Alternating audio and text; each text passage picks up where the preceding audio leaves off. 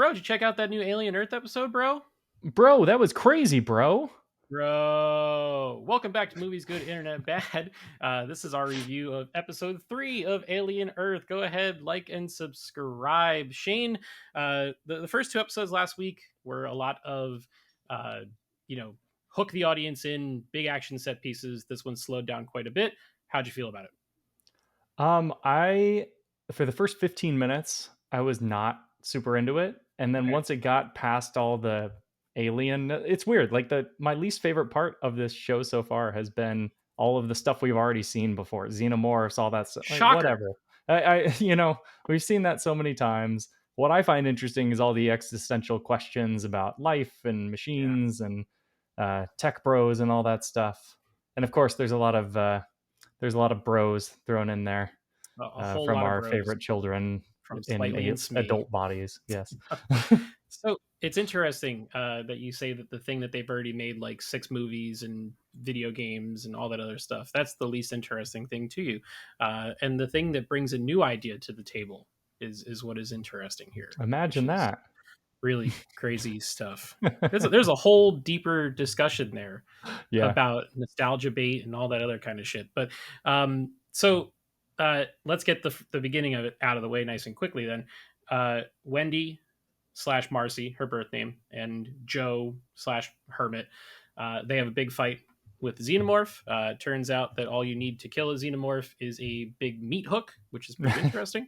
And the xenomorph is dead, and they all get taken back to Isla Nublar from Jurassic Park, which is Prodigy's headquarters, and we go from there. So, fast forward, we get to well, not fast forward because this already happened, but Slightly and Smee are at the eggs, and they have an encounter with Morrow, who's the security officer from the ship.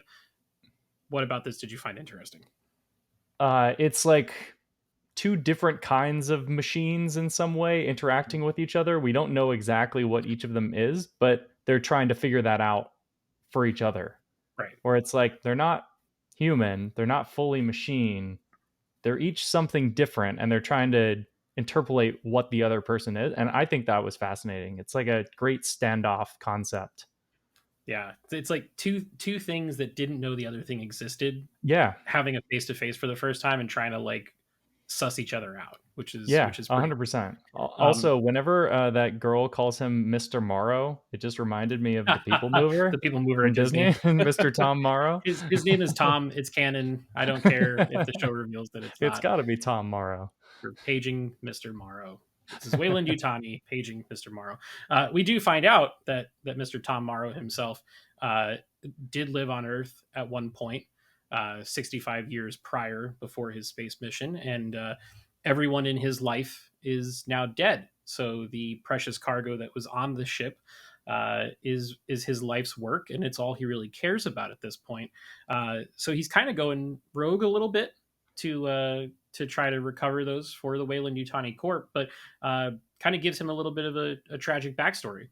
Yeah, and I loved that aspect where he said something like, "It feels like you just don't care about anything else except the cargo," because that's how Mhm. every like synthetic is operated in the Alien franchise Right. before. But now Yeah. there he's like expressing those feelings. Doesn't it feel bad to like not stick up for the crew kind of thing? It's Mhm. good. Like giving him a little bit more weight and more emotional stakes there is a good change. Yeah. The shot where he's downloading all the data Yeah. from the computer and he's got the stuff hooked up to his head and the lights and everything, just a super sci-fi Yeah. looking shot. There's a lot of It's great great. shots in this episode. Mhm. I think it's a very well shot TV show. Effect wise too, I know we kind of glossed over it, but the practical xenomorph and everything too looks great. I thought it was fine. It was a little hokey, but like it's Alien. It can be hokey. I'm I allowed. think you have I'm to go allowing it. practical with it Yeah. because Oh, on a TV 100%. budget, you can't go Yeah. CG, right? Because Correct. it just won't look good at all. Yeah, it So would look bad. definitely the right move there. So Morrow gets into Slightly's head. Mhm.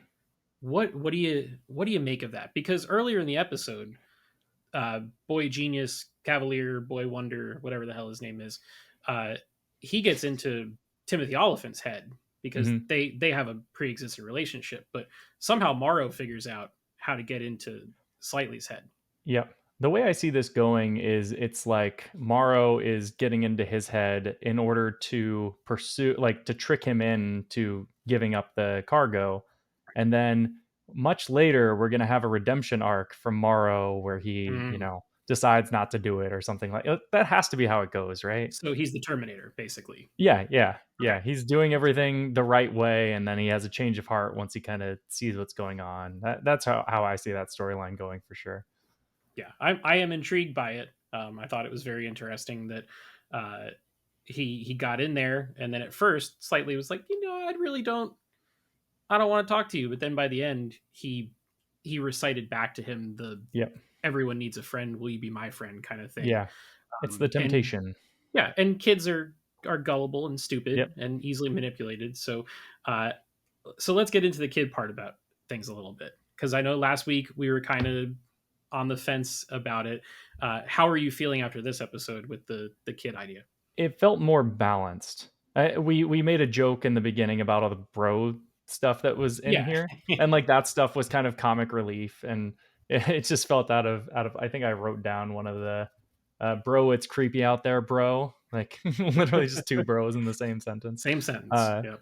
which had that been more of the episode, it would have gotten on my nerves. But they kind of balanced it out with a lot more adult talking, and Mhm. like, I mean, Wendy is not around for half the episode basically, Right. and so like that stuff I think really works for me, and it balances it out a little bit. But I think it plays on, and this is again going into another storyline with the boy Wonderkind guy. I'm just going to call him boy Wonderkind. I don't care what his real name is. That's just my name for him. But where he's discussing with the other girl about who his favorite is, and he Mhm. says like the reason he did all this is because children have wild imaginations Mhm. and they can think differently than adults. And I think Yep. adding that aspect to it, um, is kind of profound, right? Like Mhm. we're not used to seeing kids in this world, in this franchise, really, except for I guess Newt in Aliens, but not really a driving character, right? Right. Yeah. But you know, getting that aspect of, hey, they can problem solve things differently because they Mhm. think about things differently. And Yeah. you already saw kind of Wendy do that a little bit with the xenomorph, where Mhm. kind of understands it a little bit more, whereas all we've seen is like adults become like cannon fodder for them for Right. however many episodes, right? Yeah. And I just find all that fascinating. Yeah. They freeze like a deer in the headlights as soon Yeah. as they see one of those things, and Wendy just kind of figures out all of its next steps and Yep. knows where to stab the sword through the top of the ceiling and Yep. all that other kind of stuff. So, I found it very interesting that the boy genius uh, gave her some books to read and some homework to do, Hmm. and because he said in the first two episodes that he wanted to be able to have a conversation on like a higher plane, right? And I think his goal here is to try to have that conversation with the kids. And Yeah. I think like he walks around in his pajamas and he's Yep. barefoot all the time. Like I think he identifies with the kids Yeah. more than he does with adults. And Hmm. honestly, he's surrounded by more robots than he is people, which is it's a really interesting thing. And right now, my initial response to him is like, I want him to die a horrible death. But I think that they're gonna twist that a little bit. I think they're gonna give him some more tragedy in his backstory and get us Sure. to kind of connect with him a little bit more going forward, because that seems to be what the show is trying to do. Is like nobody's really good, nobody's really bad, and it's just kind of playing on both sides of it. So I hope that that's where that goes. Well, he has some bad to him for sure, because Yes. the end of this episode, Yeah. um, obviously the creepy crawlies from the first two episodes that were on the ship end up in Prodigy's possession, and of course, evil people do evil experiments when stuff like that comes into their grasps, and Yep.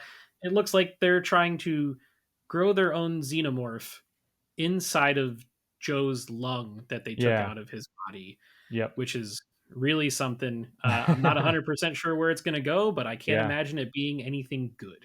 I hope that it's like a different xenomorph because it had to feed on like something slightly different, and I don't know, something like Yeah. that. I think it would be And pretty cool. the host organ is maybe a lung instead of a heart or something. Yeah, although I guess it would have to be lungs or stomach or something from the original because it like goes down their throat. Right, right. So Yeah, yeah, maybe yeah. that's kind of how they did it. So maybe it is just another xenomorph, but I don't know. Like all of that is super interesting because it's like, hey, they're actually doing the science Right. that Yeah. like people have been trying to do with these things in this franchise forever. Yep. And I guess we got like in what Alien 3 with the hybrids and all that stuff. We don't Uh, talk about Alien 3. David Fincher, I love you, but we don't talk about Alien 3. yeah, but all of this is great. I think it's bringing a lot of questions about what it means to be human, what it means to live. All of that is stuff that needs to exist in this world instead of just blatant like jump scares and stuff like that.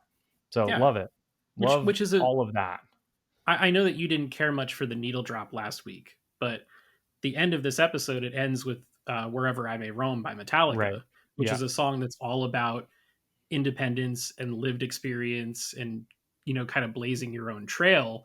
yeah, And here we are talking about a bunch of things that have been basically kept in a really fancy cage for yeah, for a long time. And that, that pulling up shot from Wendy as she's passed out, because God knows what's happening with her, because yeah, apparently when they're carving into the aliens, it's affecting her brain yeah. It's now. really strange, right? But that's very typical sci-fi trope Hmm. where it's a chosen one type thing. There's something Yeah, special about her, and yeah. I'm sure we'll find out what that is It's before the something season something ends. about killing that alien imprinted onto her, something like that. Yeah, Uh, or when they fought, because she had some of her yeah, synthetic goo coming out of her, something chemical must have crossed it's a paths or it's something. an alien STD or Yeah, something. well, she appears to be part of a hive mind now, That, because the yeah, aliens in the eggs were also getting very upset when the correct. face hugger was getting cut into. So, uh, Yeah, I I like episodes like this that slow down a little bit. I think that's a big advantage of television, is that you hmm, don't have to barrel from one action set piece to another. So yep, I like that they wrapped up what happened in the first two episodes, and then they really started setting the table with all the different mysteries and all the questions that we're going to answer over the next 5 weeks. So yeah. Do you ever play Mass Effect? That game, no, but I science heard it's fiction good. trilogy. So, like in the inciting incident in Mass Effect, is he gets imprinted on by this like alien artifact, and then Okay. suddenly he can see what the enemy is going to do before they do it. Oh, okay, cool. That's kind of what I'm thinking with this. She can tap into the hive mind now, It's so the she kind of alien knows how it whisperer. operates. Exactly. It's not Oh, a okay. new trope by any means.